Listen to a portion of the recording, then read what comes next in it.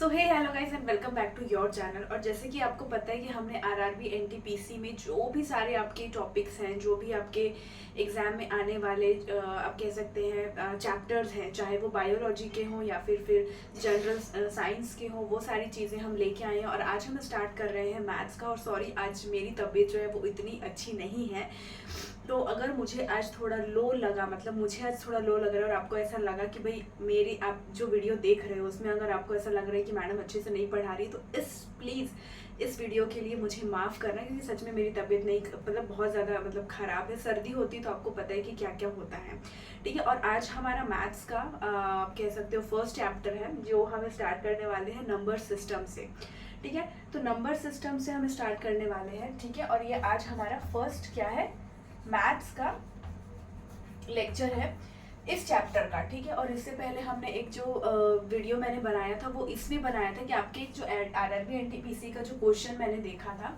तो हम लोग यहाँ बोला था कि 0.5 का आप मान ज्ञात करो, यानी कि इसकी वैल्यू निकालो, 0.6 की वैल्यू निकालो। तो ये चीज़ें कैसे आप निकाल सकते हो, ये मैंने इस वीडियो में पहले बताया हुआ है, ठीक है। तो वो वाला अगर आपने वीडियो नहीं देखा है तो जाके देखो, क्योंकि आरआरबी एनटीपीसी में 2018 में भी वो आया है और 2022 में भी आया है। तो मैंने उसमें बता दिया है कि किस तरीके से आपको उसको सॉल्व करना है।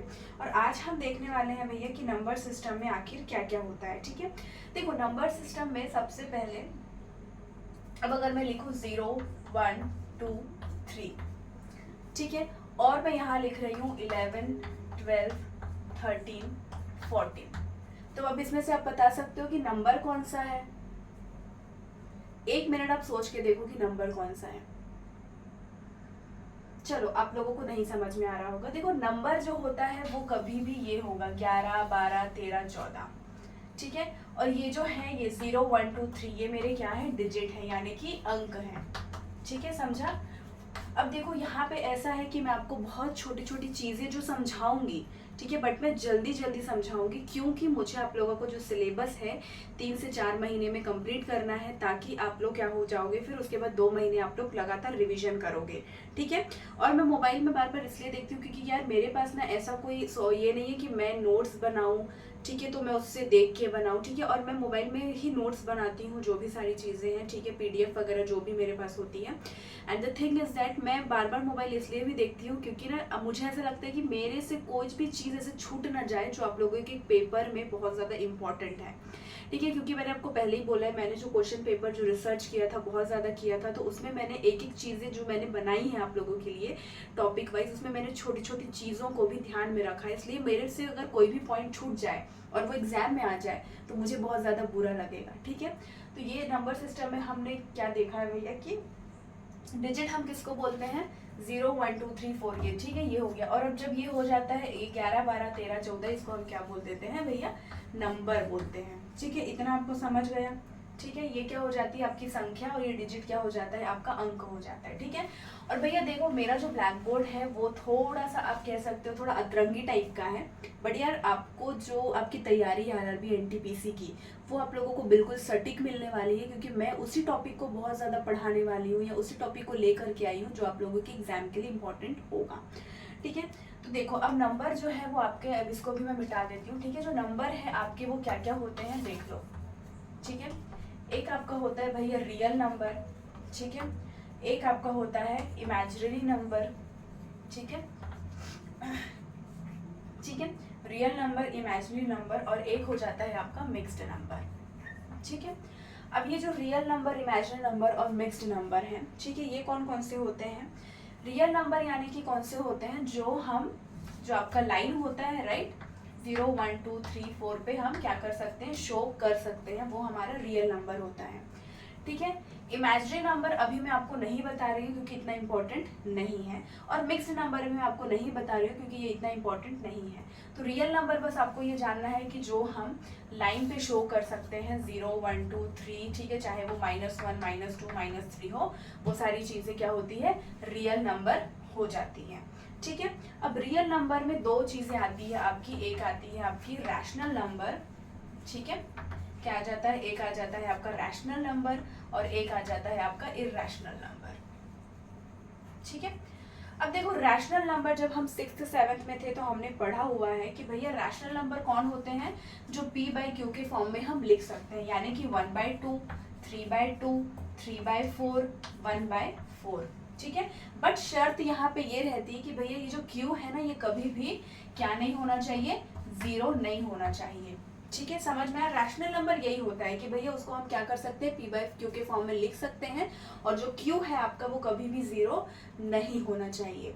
ठीक है, अब इरैशनल नंबर मतलब सिंपल क्या हो जाएगा कि भैया ये क्या हो जाएगा, p बाई क्यू के फॉर्म में ये नहीं होगा और यहाँ पे क्या हो जाएगा, q उसका 0 हो सकता है। ठीक है, तो इरैशनल नंबर भी इतना ज्यादा इंपॉर्टेंट नहीं है, आप सिर्फ ये जान लो कि रैशनल नंबर क्या होता है, p बाई क्यू के फॉर्म में होता है और उसको हम क्या कर सकते हैं, q जो है वो इक्वल नहीं होना चाहिए 0 के। ठीक है, अब देखो ये जो इंट्रोडक्शन पार्ट है ना ये इतना ज़्यादा इंपॉर्टेंट नहीं है, बस आपको मैं नंबर सिस्टम सिखा रही हूँ इसलिए आपको कुछ चीज़ें पता होनी चाहिए, इसलिए मैं ये बोल रही हूँ।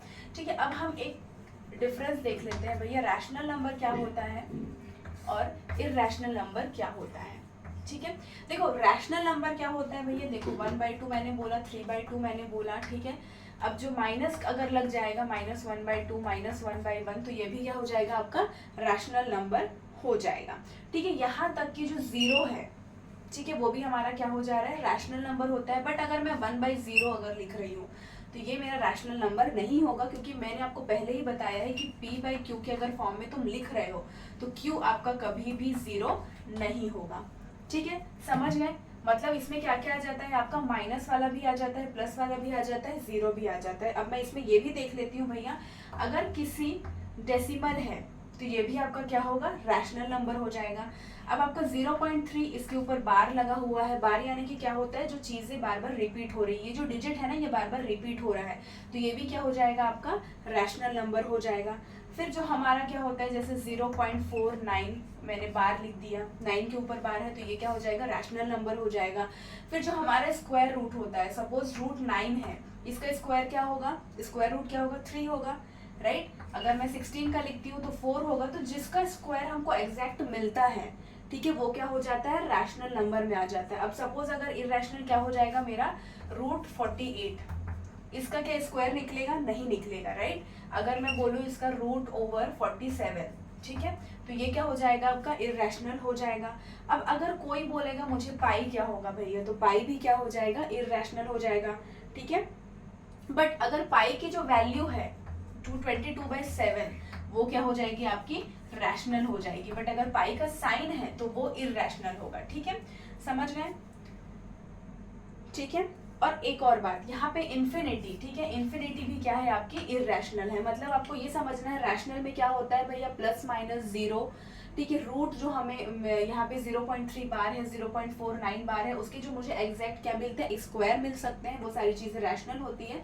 और इरैशनल में क्या होता है कि मुझे इसका स्क्वायर एग्जैक्टली नहीं मिलेगा, उसके बाद जो साइन होते हैं, पाई का साइन हो गया, इन्फिनिटी का साइन हो गया, ये सारी चीजें क्या होती है, हमारे इरैशनल होती है। ठीक है, अब देखो जहाँ पे मैं आप लोगों को 2-3 बार चीजें बताऊंगी तो वो इम्पोर्टेंट होगी, हालांकि ये इतनी इम्पोर्टेंट नहीं है क्योंकि अभी तक हमारा इंट्रोडक्शन पार्ट चल रहा है, बट कुछ चीजें हैं वो आपको पता होनी चाहिए, इसलिए जैसे इसका मैं ये कर रही हूँ। ठीक है, अब आपको पता है कि भैया नेचुरल नंबर क्या होता है, सिंपल सा, कोई फंडा नहीं है। ठीक है, नेचुरल नंबर आपको याद रखना है, ये जो 1 2 3 4 5 6 से स्टार्ट होता है, यानी कि नेचुरल नंबर जो है वो आपका 1 से स्टार्ट होगा और एक आपका होता है होल नंबर।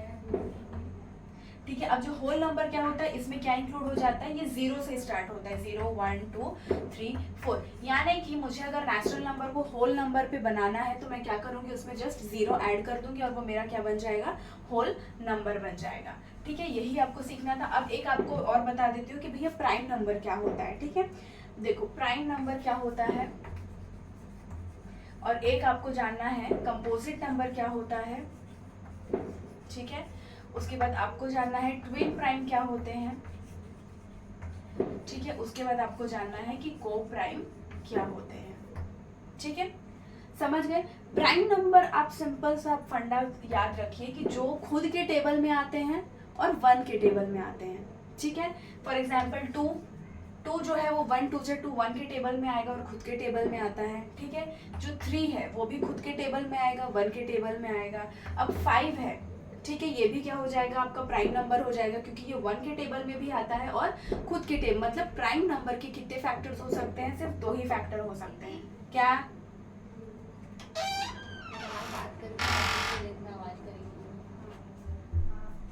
ठीक है, सॉरी कोई आ गया था। ठीक है, तो प्राइम नंबर क्या हो जाते हैं, जो नंबर खुद के टेबल में आता होगा और 1 के टेबल में आता होगा, जैसे 2 3 5 आ गया।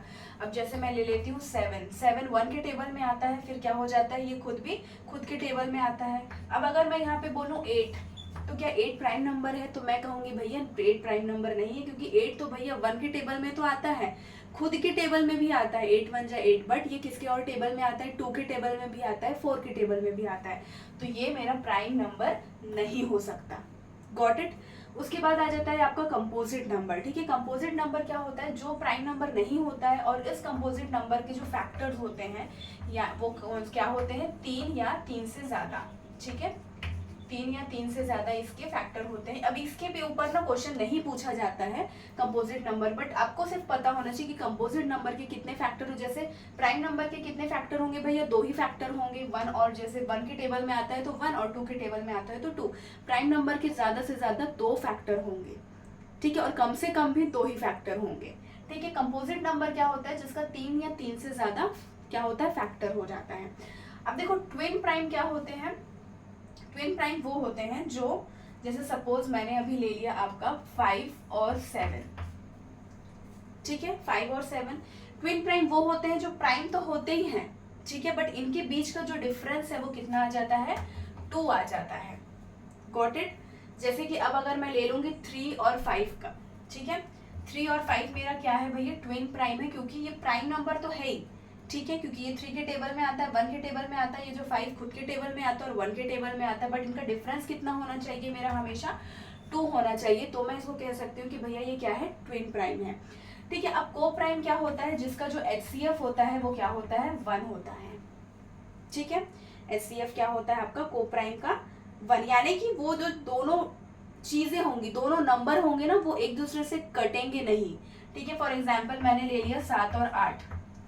अब ये 7 और 8 एक दूसरे से कटने वाले तो है नहीं, बट इनका HCF क्या आ रहा है, देखो HCF 1 ही आएगा। Got it. तो ये आपके क्या हो जाएंगे, को प्राइम हो जाएंगे। फॉर एग्जाम्पल मैं ले लेती हूँ 11 और 12। ठीक है, हालांकि मैं 12 नहीं ले सकती क्योंकि 12 तो ये हो जाएगा। मैं ले लेती हूँ सपोज 11 और 13। ठीक है, 11 और 13। ठीक है, देखो अब 11 और 13 तो एक तरीके से देखा जाए तो ये ट्विन प्राइम भी बन रहे हैं और ये को प्राइम भी बन रहे हैं। को प्राइम ट्विन प्राइम ही है ये। ठीक है, को प्राइम ये क्यों बन रहे हैं भैया, क्योंकि ये जो है 11 13 को नहीं काट सकता और 13 11 को नहीं काट सकता, और इनका HCF क्या हो जाएगा, 1 आ जाएगा। तो ये आप लोगों का एक इंट्रोडक्शन पार्ट था जो कि इतना ज्यादा इंपॉर्टेंट नहीं था, बट मैंने आपको बता दिया। ठीक है, प्राइम नंबर में क्या होता है, 2 फैक्टर हो सकते हैं, कंपोजिट में 3 या 3 से ज्यादा हो सकते हैं। ट्विन प्राइम क्या होते हैं हमारे, जिसमें जो दोनों नंबर प्राइम होंगे बट उनमें डिफरेंस कितना होगा, 2 का डिफरेंस होगा। उसके बाद हमने क्या देखा, ट्विन प्राइम के बाद को प्राइम देखा कि भैया वो दोनों प्राइम तो होंगे बट उनका जो HCF होगा वो क्या होगा, हाईएस्ट कॉमन फैक्टर क्या होगा, 1 होगा। ठीक है, तो ये आपका हो गया। अब हम एक नया चैप्टर स्टार्ट करने जा रहे हैं नंबर सिस्टम में ही, वो है आपका यूनिट डिजिट। ठीक है, ठीक है, नंबर सिस्टम में अब हम आपका कौन सा स्टार्ट करने वाले जा रहे हैं, यूनिट डिजिट। देखो यूनिट डिजिट मतलब क्या होता है, इकाई का अंक। ठीक है, अब मैं इसको हिंदी में बोलने की कोशिश कर रही हूँ, हालांकि मैं हिंदी नहीं बोलती हूँ, बट इकाई का जो अंक होता है। ठीक है, जैसे आप बोलोगे 1 2 3 4 5, तो यूनिट डिजिट यहाँ पे कौन सा होगा पता है, ये जो लास्ट का है ना, ये यूनिट डिजिट होता है। ठीक है, अगर कोई बोले 2 3 6 5 1, यूनिट डिजिट बताओ, तो क्या होगा, 1 होगा। गॉट इट, समझ में आ गया। यूनिट डिजिट यानी कि सिंपल सी बात है कि आपका लास्ट का जो नंबर होता है उसको हम क्या बोलते हैं, यूनिट डिजिट बोलते हैं।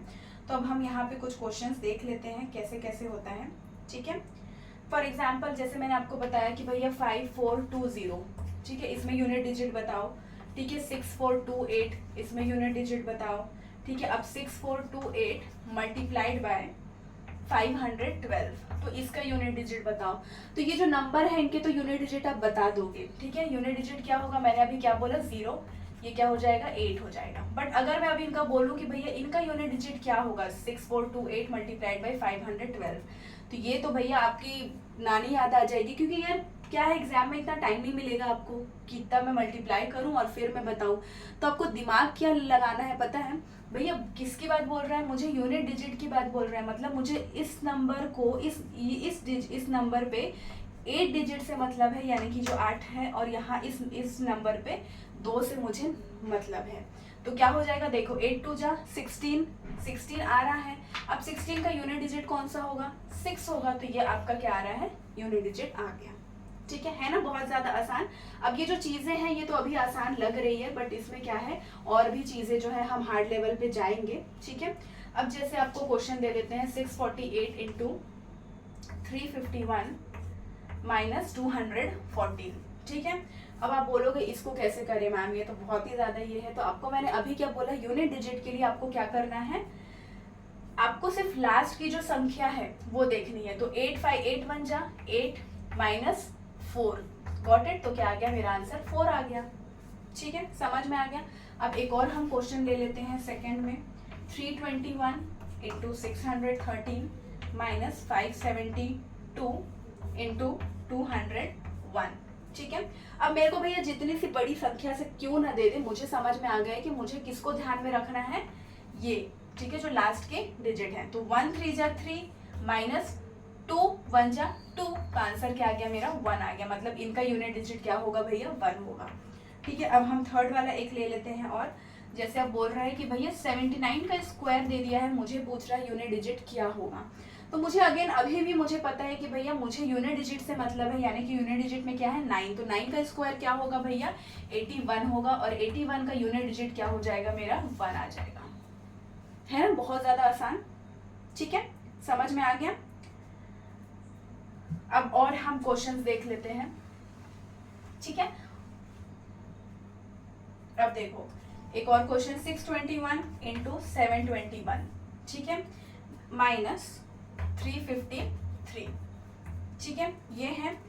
अब देखो यूनिट डिजिट मुझे देखना है 1 1 देखूंगी तो 1 माइनस इसमें यूनिट डिजिट 3 है। अब आप क्या बोलोगे, ये तो मैम माइनस का साइन है, यहाँ पे -2 आएगा।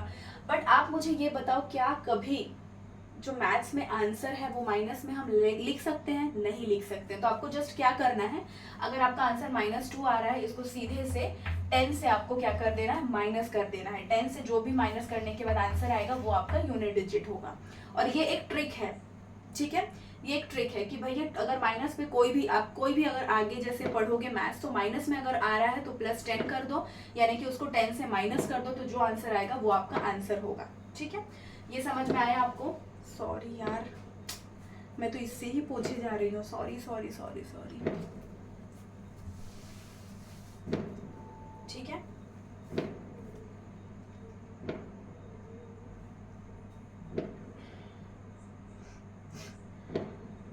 अब देखो यहाँ पे 625 है मल्टीप्लाइड बाय 351 माइनस 477।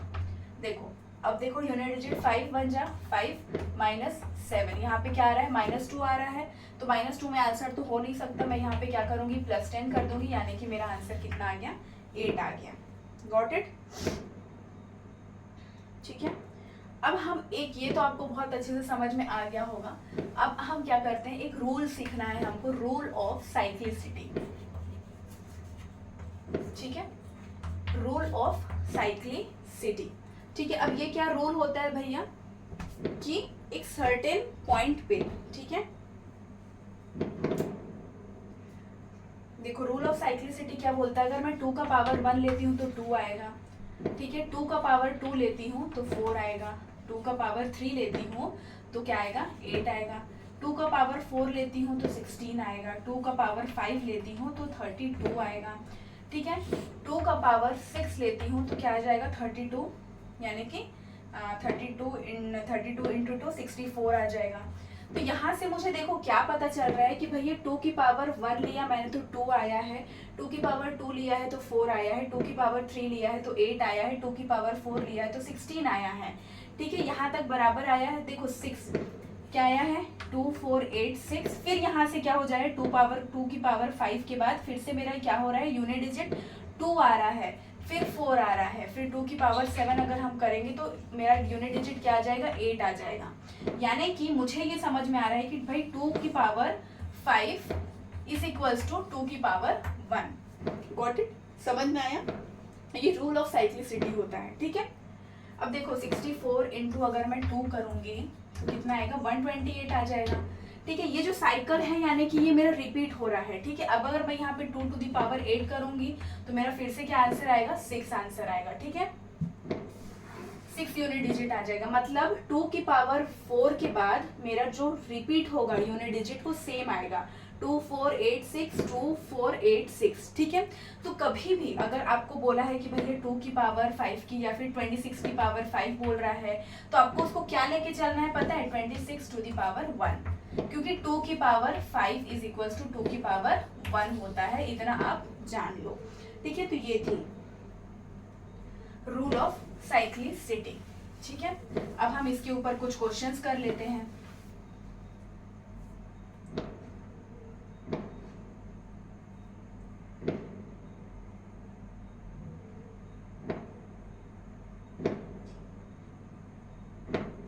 देखो अब अगर बोल रहे हैं कि भैया 3 की पावर 5 है, इसका आपको यूनिट डिजिट निकालना है, तो कैसे निकालोगे, है ना बहुत ज्यादा कठिन क्वेश्चन, क्योंकि आपको ट्रिक नहीं पता है इसलिए। तो कभी भी आप क्या करोगे, 3 की पावर अगर 5 बोल रहा है, आपको यूनिट डिजिट पूछ रहा है, 26 की पावर 6 ले रहा है, ठीक है, किसी का भी अगर आपको यूनिट डिजिट पूछ रहा है तो आपको क्या करना है, इस 5 को 4 से क्या कर देना है, डिवाइड कर देना है। अब 4 से डिवाइड मैंने क्यों करवाया, आपको पता था कि मेरा जब 2 टू दी पावर 4 आ रहा था और क्या हो रहा था उसके बाद, तब तो मेरा 6 आ रहा था, ठीक है। 2 की पावर 5 से फिर मेरा क्या हो रहा था भैया, या 2 आ रहा था, इसलिए मैंने यहाँ पे क्या किया है, सबको मैं क्या करूंगी, जो भी मेरी पावर रहेगी उसको 4 से डिवाइड करूंगी, ठीक है। तो देखो 3 टू दी पावर 5 अपॉन 4, तो इसका आंसर क्या आ जाएगा, देखो इसको डिवाइड करोगे तो 5 4, ठीक है, 1 जा, है ना। इसका रिमाइंडर कितना बच रहा है, 1 बच रहा है, यानी कि 3 की पावर 1 आ गया, तो 3 की पावर 1 कितना हो जाएगा, 3 हो जाएगा। समझ में आया? चलो एक और दूसरा क्वेश्चन ले लेते हैं। सपोज अगर बोल रहा है 2 की पावर 33, इसका आपको क्या निकालना है, यूनिट डिजिट निकालना है। सिंपल फंडा, आंख बंद करके ये कर लो कि भैया इसको मुझे क्या करना है, 4 से डिवाइड करना है। अब मैं इसको 4 से अगर मैं डिवाइड करूंगी तो देखो 8 4 जा 32 आता है, मेरा रिमाइंडर कितना बच जाएगा, 1 बच जाएगा। तो जो मेरा रिमाइंडर बच रहा है वही 2 की पावर, मतलब जो वही रिमाइंडर जो होगा वो पावर आ जाएगा, तो 2 की पावर 1 आ गया, यानी कि 2 इसका यूनिट डिजिट हो जाएगा, ठीक है। एक और क्वेश्चन हम ले लेते हैं। 3 की पावर 81 बोल रहा है, मैंने आपको क्या बोला, यूनिट डिजिट निकालना है, पावर में बोला है तो डिवाइडेड बाय 4 करो, ठीक है। अब हम इसको देख लेते हैं, 81 को करोगे कितना करोगे, देखो 4 2 जा 8, मेरा रिमाइंडर कितना आ रहा है, 1 आ रहा है, जो रिमाइंडर आ रहा है मेरा वही क्या बन जाएगा, इसकी पावर बन जाएगा 3 टू दी पावर 1, यानी कि 3 इसका पावर बन गया, ठीक है। समझ में आया? अब हम एक और आपके आगे जो है वो, अब देखो आप बोलोगे कि मैम आप बहुत जल्दी जल्दी कर रहे हो, क्योंकि यार मेरे को आप लोगों का सिलेबस भी तो कंप्लीट कराना है। अब देखो एक और आप ले लो, 4 टू दी पावर 65, इसको 4 से डिवाइड करो, ठीक है, 4 से डिवाइड करो, कितना जो भी रिमाइंडर आएगा वो उसकी पावर हो जाएगी, ठीक है। तो देखो 65 को अगर मैं 4 से करती हूँ, ठीक है, 4 1 जा 4 15, क्या जा रहा है तुम्हारा, 4 3 जा 12, तो कितना बच रहा है, 3 बच रहा है, राइट, 3 बच रहा है ना। क्यों ऐसा हो रहा है यार, रुको तो, 65 डिवाइड 4, सॉरी ये 2 हो जाएगा 25 और ये कितना हो जाएगा 24। तो देखो रिमाइंडर यहाँ पे 1 बच रहा है, मतलब 4 की पावर टू दी पावर 1, यानी कि 4 आपका आंसर आ गया, ठीक है। समझ गए? अब देखो कुछ ना इसमें स्पेशल केसेस होते हैं। अब यहाँ पे अब स्पेशल केस भी आप लोगों के लिए समझना बहुत ज्यादा जरूरी है। स्पेशल केसेस यानी कि क्या होता है, 0 1 6 5, ये आपको याद रखना है, ठीक है। ये आपको क्या याद रखना है कि किसी भी नंबर में, ठीक है, अगर लास्ट में आपको 0 दिख रहा है, 1 दिख रहा है, 6 दिख रहा है, 5 दिख रहा है, चाहे पावर कुछ भी हो, उसका यूनिट डिजिट वही आने वाला है, ठीक है। जैसे मैंने ले लिया है 1 0 0 2 0 की पावर 2 3 6 7 8 9, ठीक है। अब इसका अगर आपको पूछ रहा है भाई यूनिट डिजिट क्या होगा, तो आपको ये समझ जाना चाहिए भैया कि मैंने मैडम ने क्या बताया था 0165, जहां भी आपको यूनिट डिजिट 0 दिख रहा है 1 दिख रहा है तो पावर से मुझे कुछ लेना देना नहीं है, इसका यूनिट डिजिट 0 ही आएगा। ठीक है, अब जैसे मैं ले लेती हूँ 111 की पावर 555, ठीक है, मुझे क्या करना है भैया, पावर को नहीं देखना है, यहाँ पे यूनिट डिजिट कितना आ रहा है मेरे 1 आ रहा है, यानी कि मेरा यूनिट डिजिट 1 ही आएगा यहाँ पे भी। अगर मैं लिख लेती हूँ 125 का 6 7 8 9, मेरा पावर कुछ भी रहने दो, यूनिट डिजिट मेरा कितना है 5 है, तो मेरा यूनिट डिजिट यहाँ पे कितना आ जाएगा 5 आ जाएगा। ठीक है, 1 का हो गया, 0 का हो गया। अब देखो 6 का, जैसे 136 6 है, ठीक है, टू दी पावर 0 तो नहीं ले सकते, तो 1 2 3 4 कितनी भी बड़ी रहने दो, यूनिट डिजिट कितनी है 6 है, तो मेरा यूनिट डिजिट क्या आ जाएगा 6 आ जाएगा। तो ये कुछ स्पेशल केस है कि 0156 में, ठीक है, क्या होगा, जो यूनिट डिजिट होगा वो एज इट इज वही उतरेगा। आपको क्या हो जाएगा, क्वेश्चन जब एग्जाम में जाओगे ना तो हड़बड़ा जाओगे कि यार इतना बड़ा पावर कैसे करूँ, तो आपको ध्यान में रखना है कि भाई पावर से डरना नहीं है। ठीक है, अगर 5 है अंत में, 6 है अंत में, 1 है अंत में, तो आपको क्या करना है, सिंपल सा वही यूनिट डिजिट आपको लिख देना है। ठीक है, ठीक है, अब यहाँ पे हम एक देख लेते हैं कि क्वेश्चन, अब यहाँ पे एक परफेक्ट स्क्वायर होता है, 4 और 9 का एक रूल होता है।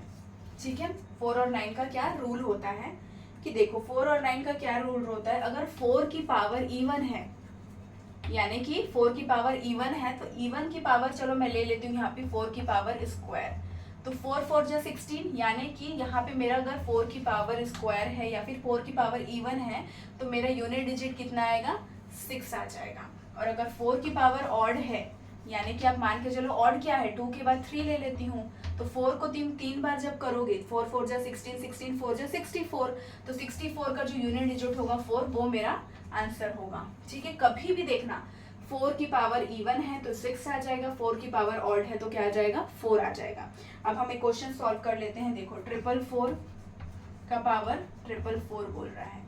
देखो यहाँ पे आपको यूनिट डिजिट पूछ रहा है, यानी कि 4 का इवन पावर है, तो 4 का इवन पावर अगर आपको ऐसे याद नहीं आ रहा है तो आपको क्या करना है भैया, 4 का इवन पावर क्या होगा, देखो 4 का स्क्वायर कितना होता है 16, यानी कि मेरा यूनिट डिजिट क्या हो जाएगा 6 हो जाएगा। ठीक है, अब यहाँ पे क्वेश्चन मैंने दिया है 666। ठीक है, अब आप देखो यहाँ पे क्या बन सकता है। देखो अब आपको मैंने एक फंडा क्या बताया था कि जिस भी यूनिट डिजिट, कोई भी डिजिट में अगर यूनिट डिजिट क्या आ रहा है 6 आ रहा है, तो मुझे पावर से कुछ भी लेना देना नहीं है, डायरेक्टली मैं क्या यूनिट डिजिट मेरा 6 लिखूंगी। ठीक है, अब अगर यहाँ पे, ठीक है, ये 4 का हो गया, अब आपका 9 का हम देख लेते हैं। ठीक है, 9 का क्या होगा, 4 और 9 का सेम है। ठीक है, अगर मुझे 9 की पावर इवन दिख रही है तो आप देख लो इवन है, यानी कि 9 का स्क्वायर होगा तो क्या होगा 9 9 जा 81, तो 1 इसका क्या हो जाएगा यूनिट डिजिट हो जाएगा। ठीक है, अब अगर 9 की पावर यहाँ पे क्या है ऑड है, ठीक है, तो 9 का आप क्या ले लोगे, क्यूब ले लोगे, तो 9 9 जा 81, 81 9 जा 729, यानी कि 9 इसका क्या हो जाएगा यूनिट डिजिट हो जाएगा। ठीक है, तो एक हम फिर से क्वेश्चन ले लेते हैं इसमें। अगर मैंने यहाँ पे बोला है कि भैया 999 की जो 999 ये है पावर, अब यूनिट डिजिट इसका बोल रहा है, तो यूनिट डिजिट के लिए मुझे क्या देखना है, सिर्फ इसको देखना है। तो 9 की पावर यहाँ पे क्या है ऑड है, 9 की पावर ऑड है, तो मुझे याद नहीं आ रहा है कि क्या हो सकता है आंसर, तो चुपचाप से कुछ नहीं करना है, 9 का क्यूब कर देना। अब ये तो पता है कि क्यूब क्या होता है, 3 ऑड नंबर है, तो 9 9 जा 81, 81 9 जा 729, तो आपका 9 आंसर आ गया। ठीक है, बहुत आसान है, इसको प्रैक्टिस करना पड़ता है। ठीक है, ये हो गया आपका। तो आज के लिए इतना ही। अब हम कल क्या करेंगे, रिमाइंडर थ्योरम आप लोगों का जो बचा हुआ है कि किस तरीके से करना है वो हम कल करेंगे।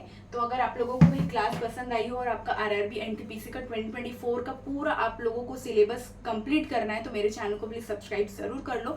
चाहे वो साइंस की बात हो, ज्योग्राफी की बात हो, वो मैं आप लोगों को कंप्लीट कराऊंगी इन 3 महीनों में, 4 महीनों में, और 2 महीना हम पूरा रिवाइज करेंगे, रिविजन करेंगे। तो आज के लिए इतना ही, तब तक के लिए श्री शिवाय नमस्तुभ्यम। और हाँ, बायोलॉजी की भी जो क्लासेस हैं, जो वीडियोज हैं लेक्चर वाइज हम डाल रहे हैं, तो उसमें भी आप जाके जरूर देखिए, आपको बहुत अच्छा नॉलेज मिलेगा। ठीक है।